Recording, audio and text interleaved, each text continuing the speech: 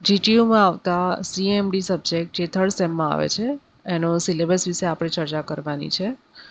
તો પહેલાં તો જીટીયુની વેબસાઇટ પર સિલેબસ કેવી રીતે શોધવાનું છે એ આપણે જોઈ લઈએ. જીટીયુ સિલેબસ ડિપ્લોમા લખીશું. એના પછી અહીંયા જે નવી સ્ક્રીન ખુલશે ત્યાં જોઈ લેશો તો તમને અહીંયા અલગ અલગ પ્રકારના જે કોર્સ ચાલે છે જીટીયુમાં એ અહીંયા બતાવવામાં આવ્યા છે. ડીઆઈ એટલે કે ડિપ્લોમા એન્જિનિયરિંગ, આપણે એના ઉપર ક્લિક કરીશું. તમે જોઈ લેશો કે નવી જે સ્ક્રીન છે એની ઉપર ડિપ્લોમા આવી ગયું છે. હવે બ્રાન્ચ સિલેક્ટ કરવાની છે તો અલગ અલગ બ્રાન્ચ માટે અલગ અલગ કોડ આપ્યો છે. મિકેનિકલની અંદર આપણે 19 મિકેનિકલ એન્જિનિયરિંગ સિલેક્ટ કરીશું. સેમિસ્ટર આપણે થર્ડમાં છીએ તો થર્ડની વાત કરીએ છીએ. એકેડેમિક યર જે છે એ 21-22માં કોર્સ ડિઝાઇન કર્યો છે એટલા માટે આપણે 2021-22 સિલેક્ટ કરીશું. સબ્જેક્ટ કોડ અને એન્ટર સબ્જેક્ટ નેમ કરવાનું નથી અને ત્યારબાદ સર્ચ કરવાનું છે. તમે જોશો તો નવી સ્ક્રીન ઉપર અલગ અલગ પ્રકારના સબ્જેક્ટ અહીંયા બતાવવામાં આવ્યા છે. હવે તેમાં જોશો તો સીએમડી સબ્જેક્ટની વાત કરીએ તો એનો કોડ જે છે 433190 એને પર ક્લિક કરીશું આપણે. તો આ સીએમડી સબ્જેક્ટનું સિલેબસ ખુલે છે. એનો કોડ છે 433190. એના કોર્સ આઉટકમની વાત કરી લઈએ તો આ સબ્જેક્ટ શીખ્યા પછી તમને શું આ સબ્જેક્ટ શીખ્યા પછી તમને શું લર્ન થશે, તમારામાં કઈ સ્કિલ આવે છે. તો CO1 જે છે interpret and draw, edit and modified 2D production drawings, machine drawing of a mechanical components. તમે 2D પ્રોડક્શન ડ્રોઈંગ કરી શકો છો, એને એડિટ કરી શકો છો, મોડિફાઈ કરી શકો છો કોઈ પણ સોફ્ટવેરની અંદર.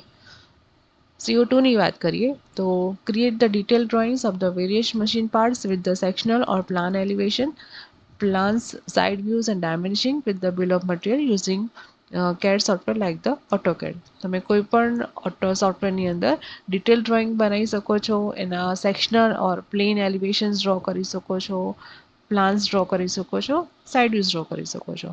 CO3 ની વાત કરીએ તો મિકેનિકલ કમ્પોનન્ટ્સના તમે સ્કેચ સાથેનો રિપોર્ટ પણ રેડી કરી શકો છો. CO4 ની વાત કરીએ તો various parametric drawings of mechanical components with the company logo, tolerance and level of surface finish by using the latest parametric CAD software. Parametric CAD સોફ્ટવેરની મદદથી તમે કંપની લોગો, ટોલરન્સ અને સરફેસ ફિનિશ લેવલ પર ત્યાં બતાવી શકો છો. CO5 ની વાત કરીએ તો create the given project drawing with the orthographic projection, bill of material, report using the CAD software. Orthographic પ્રોજેક્શનના પ્રોજેક્ટ પર એનો પ્રોજેક્ટ કરી શકો છો, એનું બિલ ઓફ મટીરિયલ જનરેટ કરી શકો છો અને એનો રિપોર્ટ પણ તમે બનાવી શકો છો CAD સોફ્ટવેરની અંદર. હવે ટીચિંગ અને એક્ઝામિનેશન સ્કીમની વાત કરી લઈએ તો ટીચિંગ સ્કીમ જે છે એમાં લેક્ચર નથી, ટ્યુટોરિયલ નથી, પ્રેક્ટિકલ જે છે એ 4 કલાકનું છે, ક્રેડિટ છે એ 2 કલાકની આપી છે. હવે થિયોરી માર્ક્સની વાત કરી લઈએ તો લેક્ચર ટ્યુટોરિયલ નથી એટલે CA અને ESE જે છે એ અહીંયા 0-0 બતાવવામાં આવ્યા છે. CA મતલબ કે કન્ટિન્યુઅસ એસેસમેન્ટ અને ESG એટલે કે એન્ડ સેમિસ્ટર એક્ઝામ જે 70 માર્ક્સ લેવાય છે એ 0-0 છે. પ્રેક્ટિકલ માર્ક્સની વાત કરીએ તો કન્ટિન્યુઅસ એસેસમેન્ટ છે એ 25 માર્ક્સનું છે, બટ એના 2 પાર્ટ કરવામાં આવ્યા છે. 10 માર્કનું પ્રોજેક્ટ એડ કરવામાં આવે છે અને 15 માર્ક જે છે તો એ તમારા કન્ટિન્યુઅસ એસેસમેન્ટના માર્ક્સ છે. એટલે 10 + 15 એમ કરીને અહીંયા 25 માર્ક્સ બતાવવામાં આવ્યા છે. ESC જે છે એન્ડ સેમિસ્ટર એક્ઝામિનેશન એટલે કે સેમિસ્ટરના અંતમાં તમારા વાઇવા થશે કે પ્રેક્ટિકલ પરફોર્મ કરાવીને તમારું જે પણ પરફોર્મન્સ જોવામાં આવશે તો એની અંદર એના 25 માર્ક્સ છે. એટલે ટોટલ માર્ક્સ જે છે 25 + 25 50 આપેલા છે. પ્રેક્ટિકલ એક્સરસાઇઝની વાત કરી લઈએ તો ફર્સ્ટ પ્રેક્ટિકલમાં ઓર્થોગ્રાફિક પ્રોડક્શન ડ્રોઈંગ કરવાનું છે કોઈ પણ સોફ્ટવેરની મદદથી. જનરલી આપણે AutoCAD સોફ્ટવેર કરતા હોઈએ છીએ તો 3 થી 4 મિકેનિકલ કમ્પોનન્ટ્સ આપણે ડ્રો કરીશું.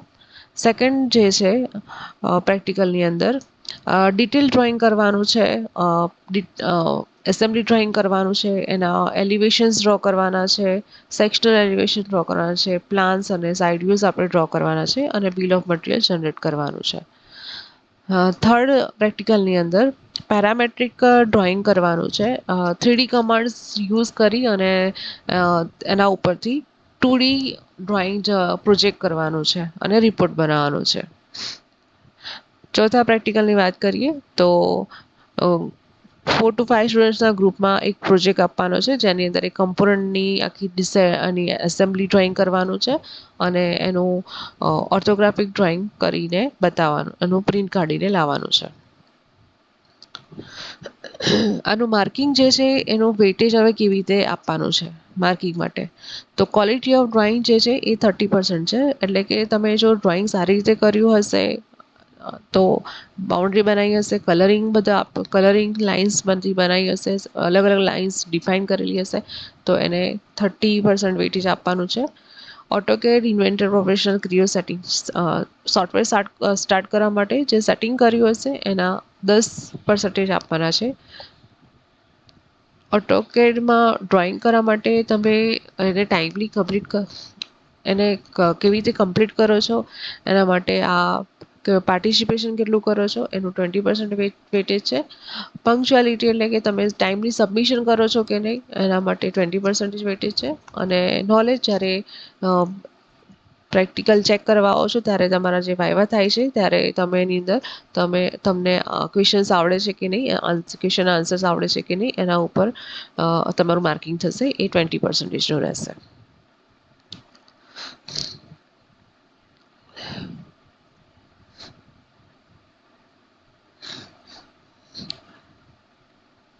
અંડરપિનિંગ થિયરી એ કરવાનું નથી. સજેસ્ટેડ સ્ટુડન્ટ એક્ટિવિટીઝ એ આપણે પ્રોજેક્ટમાં જોઈ લીધું છે. માઇક્રો પ્રોજેક્ટની અંદર તમને અહીંયા આપ્યું છે કે કયા કયા ટોપિક પર તમે ડ્રોઈંગ કરી શકો છો. તો એ છે batch wise, water pulley block, water blower, pipe wise છે, રેડિયલ એન્જિન છે, સેપર ટૂલ હેડ છે. હવે બુક્સની વાત કરી લઈએ. તો તમારે બુક કેવી રીતે કહેવાની છે, તમે સ્ટોર પર જાઓ છો તો અજીત સિંઘ ઓથર છે અને મશીન ડ્રોઈંગ ઇન્ક્લુડિંગ ઓટોકેડ એનું ટાઇટલ છે, બુકનું ટાઇટલ. તો તમારે શોપમાં જઈને કહેવાનું છે કે અજીત સિંઘની મશીન ડ્રોઈંગ ઇન્ક્લુડિંગ ઓટોકેડની બુક આપો, KL નારાયણની પ્રોડક્શન ડ્રોઈંગની બુક આપો. તો આ રીતે આ બધી બુક્સ તમને બતાવી છે, તો એ તમે અહીંયા રિફર કરી શકો છો. લાસ્ટમાં સોફ્ટવેર લર્નિંગ વેબસાઇટ જે છે, અલગ અલગ વેબસાઇટ તમને અહીંયા બતાવવામાં આવી છે. તમે ઓટોકેડ શીખવા માટે આનો પણ યુઝ કરી શકો છો. Thank you.